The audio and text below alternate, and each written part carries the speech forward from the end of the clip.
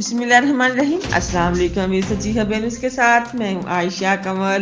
سیالکوٹ سے bureau chief سید وحید شاہ کی report کے مطابق میاں محسن اقبال ایڈوکیٹ ہائی کورٹ اور میاں شاہد اقبال کی ہمشیرہ شادی کے بندھن میں بندھ گئی۔ شادی کی پروقار تقریب نجی میرج ہال پنڈی بنجوڑا سیالکوٹ میں ہوئی۔